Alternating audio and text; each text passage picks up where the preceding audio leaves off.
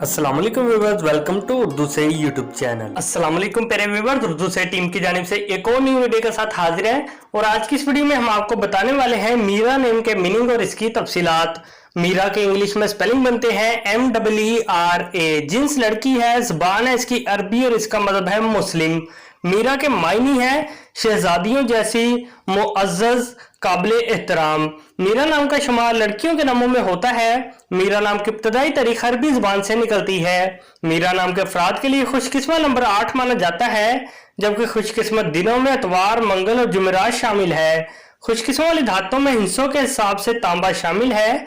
मीरा नाम के अफराद के लिए मुआफिक रंगों में सुनहरी, नारंगी और सुर्ख रंग शामिल है।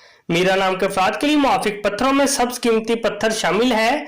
मीरा नाम में 5 हरूफ है, ये एक लफ्ज बनता है।